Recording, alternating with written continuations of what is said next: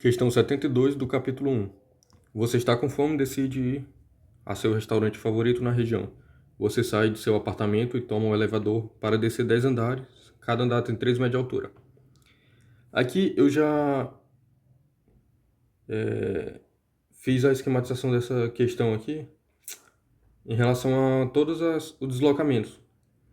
Então, o primeiro é você sai de seu apartamento e toma o elevador para descer 10 andares. Então, eu desenhei aqui um sistema de coordenadas em 3 dimensões. E aqui eu deixei claro que esse sistema é dextrógeno. O sistema dextrógeno é aquele que obedece à regra da mão direita. Então, se eu fizer o produto vetorial entre o versor de x, que está nessa direção, e o versor de y, o resultado vai ser o versor de z. Eu não... Quer dizer, até poderia, mas não seria um sistema dextrógeno se eu colocasse, por exemplo, o versor de x aqui e o de y apontando para cá, com o z para cima. Então, a escolha não é totalmente livre da orientação de cada eixo. O sistema que obedece à regra da mão direita é o dextrógeno. Então, por isso que eu já fiz essa escolha. Eu até poderia colocar aqui, por exemplo, o x e aqui o y. E para manter o sistema dextrógeno, isso me obrigaria a colocar o z apontando aqui para fora. Então, eu coloquei aqui, ó, D1, 30 metros para baixo. E depois segue 15 metros ao sul até a saída do prédio. Então, sul, tá aqui no plano eu coloquei também norte, sul, leste, oeste. Isso aqui também não é livre a escolha, né? Então, foi ao sul, segundo o deslocamento, 15 metros. Então, caminha 200 metros a leste. Então, tá aqui o leste, caminhou 200 metros. É o terceiro deslocamento. Vira para o norte e segue 100 metros até a entrada do restaurante. Então, virou para o norte e andou 100 metros até a entrada do restaurante. A. Determine o deslocamento de seu apartamento até o restaurante. Use notação do vetor unitário em sua resposta, certificando-se de deixar clara a escolha das coordenadas. Então, o vetor deslocamento é esse vetor aqui em vermelho, R, que vai direto do ponto de início até o ponto final. Então, esse vetor é a soma vetorial de todos os outros vetores de deslocamento aqui. E eu tenho que fazer isso pelo método dos componentes que foi pedido aqui, ó. Que é usar a notação dos vetores unitários. Isso explicita os componentes. Então, o vetor R resultante é a soma de D1 mais D2 mais D3 mais D4. Então, vamos lá. Primeiro, vamos escrever aqui o vetor D1. Em X, o vetor D1, que é esse aqui, não tem nenhuma projeção, nem em Y, apenas em Z. E em Z é contra o sentido de crescimento do eixo. Então, é menos 30 metros na direção de Z.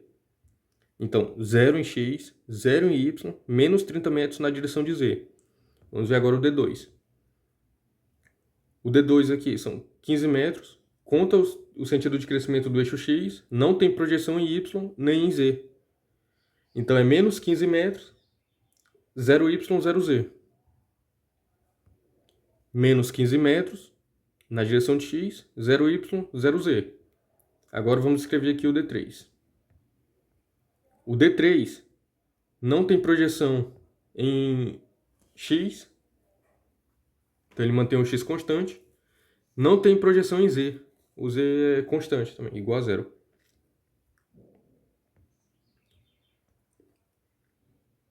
Em X vai ser constante aqui no 15 metros, né? No menos 15, porque aqui está contra o sentido de crescimento do eixo.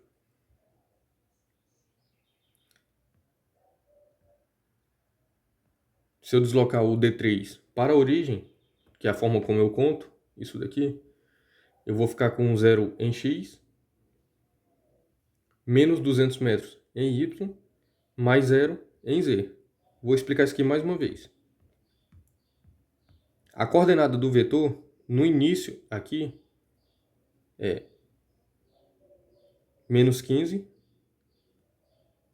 em X, no Y.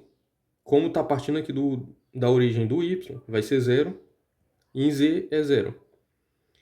O final vai ser 15 também em x, foi constante, né? Menos 15 metros.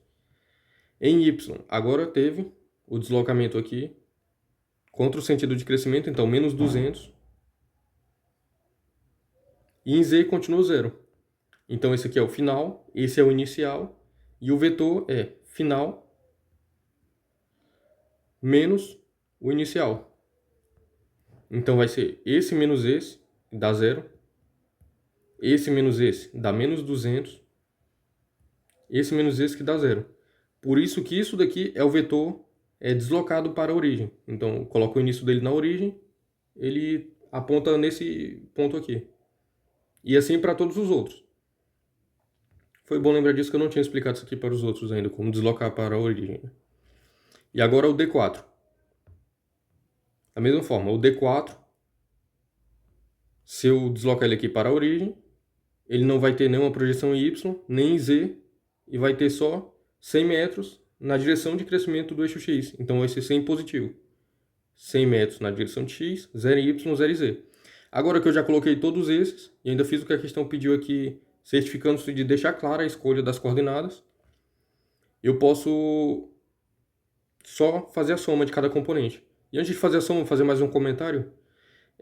Aqui em relação ao sistema dextrógeno, não é a única forma de escolher. Como eu dei o exemplo, se eu escolher aqui X, aqui Y e aqui Z, crescendo para cá o Z, a minha resposta vai ser diferente, mas as duas vão ser coerentes. As duas vão ser fisicamente aceitáveis. Vai mudar a ordem aqui dos componentes. O importante é entregar o vetor junto com o sistema de coordenadas dele, para explicitar o que significa a coordenada x, a y e a z. Então a soma dá 85 metros na direção x, menos 200 metros na direção y, menos 30 metros na direção z. Vamos ver aqui. Realmente, colocando o vetor resultante aqui na origem, a projeção dele em x é positiva e em y é contra o crescimento do eixo e em z também. Tudo coerente. Agora vamos para B. Qual é a distância que você percorreu do seu apartamento até a lanchonete? E qual é o módulo do deslocamento que você calculou na parte A? Então, a distância percorrida é a soma de todos os deslocamentos individualmente. E o módulo do deslocamento vai ser o módulo desse vetor aqui em vermelho. Vão ser valores diferentes. Eles só coincidem se for deslocamento unidimensional no mesmo sentido. Então, distância percorrida é o módulo D1 mais o módulo D2 mais o módulo D3 mais o módulo D4. Aqui escrito 345 metros. Enquanto que o módulo do deslocamento é a raiz quadrada de cada componente ao quadrado. Aqui desse vetor. 85 menos 200 menos 30. 85 metros menos 200 menos 30. Resolvendo isso aqui eu encontro 219,4 metros. E claro, o módulo do deslocamento deve ser menor ou igual à distância percorrida. Tudo coerente aqui. Então assim a questão 1.72 fica totalmente resolvida.